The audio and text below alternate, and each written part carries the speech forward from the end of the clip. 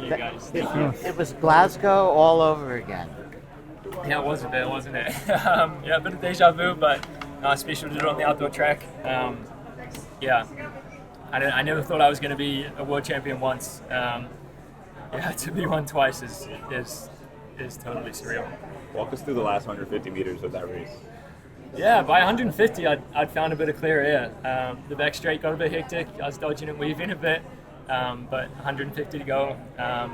Yeah, I've been in that position a few times over the years, and yeah, I backed myself against anyone in the world. Yeah, the water jump wasn't great, but I found some clear air with 100 to go, and yeah, just put on the gas.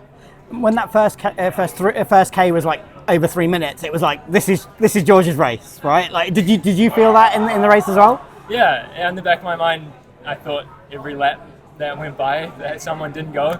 Yeah, the odds probably went in my favor a little bit more each lap. I didn't think it'd be fast from the gun, but I'm surprised. Someone like Germer or Freddie or even Mira didn't take it earlier. But yeah, every lap, I was just trying to stay patient and stay relaxed, and yeah, the body was feeling good, and yeah, last 800 picked up a bit, but yeah, just managed to find my way through. Do you think Bakkali knows who you are and is aware of your kick? That's a good question. He always chats to me. He's really friendly at the track, and he was joking about my nose a couple of nights ago, so he definitely knows. Yeah, but I'm sure he backs himself. He's won 4 in a row for a reason. He's one of the, if not the greatest steeplechasers, of a couple of generations. So yeah, no, it was special to share a victory lap with him. He was very gracious in coming second, so that was cool. Why did you decide to move up to the steeplechase, and did you think it would you'd ever reach this point?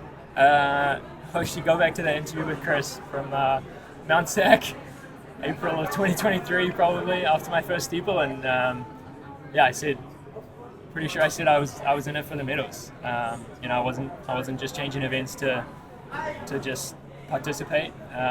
It took me 3 goes, and but here we are. Like, this is why I went to the steeple, and yeah, it turned out pretty good. Did you not think a medal was possible in the 15 or the 5? I got one last year. Jody, how important is the Your career, probably highest point of the season. What's the lowest, I guess, this year? This year? Yeah. Yeah, I mean, I haven't raced very many times for obvious reasons, but yeah, this is a pretty good point, I would say. Yeah, I wouldn't say there's been yeah, it's been a tough kind of 14, 15 months after the other high point of my career, probably. Like, Glasgow was really special, and that was the first time I thought I belonged somewhere near the top of the sport, and that was a lot of fun. And a few months out from Paris, like, as I've said, I thought there was a chance that I was the pathway was looking good to compete what I thought I could compete for a medal in Paris, and yeah, that obviously didn't go to plan, and there was probably a 6-month recovery window after that, and I wouldn't say there were dark moments in the last year. They were just really hard moments. Like, I don't know, I wouldn't say I don't despair, but yeah, sure, there were some really hard moments, and yeah, nothing in this sport is given. Like, yeah, I was at the top of the sport a few months before Paris, and absolutely had a brutal time in Paris, and then a year later we're here, and yeah, you just can't take anything for granted in this sport, and you just got to enjoy the good times while they're good, and yeah, persevere through the hard times. How important is the environment of the On Athletics Club and Coach Ritzenheim? Yeah, I'd say I don't think I could do it without a team, and Ritz has been with me from the start. I joined early in 2020, and yeah, he'd say we've had a lot more low moments than we have had high. But yeah, I hope we enjoyed that one. Yeah, Paris was really hard for both of us, and there's been lots of lows between Paris and now. I got in a pretty pretty rough injury cycle, but he's there every step of the way. Like, he's always got my back, and I think he probably believed in that more than I did. Were there any injuries between Paris and the stress reaction you had in June? Yeah. I probably took I can't remember when I started running after Paris. I might have had like over 2 full months off.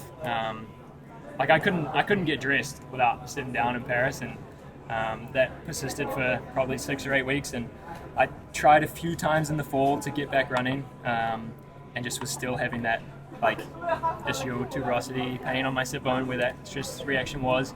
Into October, November, tried to get in a few weeks. End of November, and picked up a stress reaction in my sacrum just before Christmas, which probably I went home to New Zealand, so that one probably was pretty quiet. So I probably haven't talked about that much, but I've had 3 sacral stress reactions, and as long as they don't fracture, like they heal pretty good. So got back to the US and kind of went to Phoenix for that training camp, and that was when I had first started training with the guys again since before Paris. So kind of in February, March, I started working out with the guys again after the Olympics, and then April picked up that ankle impingement stuff that turned into a femoral stress reaction, etc. Was there a place you felt you had to be in at the bell to win? And were you, at the bell, were you thinking, I'm in the spot I need to be? I haven't found the limit to that, honestly. No, wherever I find myself, it seems to be far enough forward, even if that's... I don't even know what place I was in. I tried to go a little earlier 2 days ago, and that didn't go so well, so I don't know what I was in this time, but I haven't found the limit yet. That was crazy loud, going into the last lap.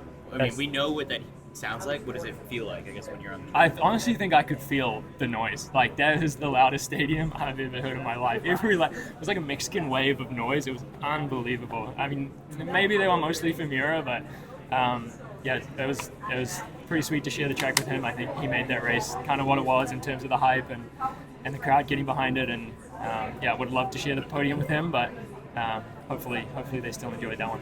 Is it hard for you to judge your fitness coming into this meet without having raced for 2 months? Was there a session that told you might be ready to do something special? I would say no at this point in the sport. I knew the fitness was good, but more importantly, my body was good for the first time since, like I said a couple of days ago, before Prefontaine of last year. It's probably the last time I felt this good. There was just a point probably 4 weeks ago, a month into running again, where the first month was brutal. Just getting back into it after a time off for injury is just brutal on your muscles more than anything. You don't know how much fitness you've lost because you can't even test it because your muscles just won't let you run. That's what it feels like coming back from injury. Everyone knows it who's been a runner before. You don't know what you've lost in those few weeks off. And once I got through that, and there were just a couple of days of practice that I was just kind of standing there thinking after I was wow, that actually felt I'm remembering what it feels like to feel good again. And that was such a foreign experience because I hadn't had that in 13, 14 months. All the training I did February, March, April, some of it was consistent. Obviously I raced I ran Penn and Track Fest, and I ran 13:09, which it's not that special these days, but you can't do that without training consistently. So it was okay. It just felt terrible. My body just didn't feel like I would like it to feel, and then after this injury, whatever, maybe I just got out of the cycle, whatever it was. So I think that was more important than the fitness, to be honest. Just feeling like I could run smoothly again.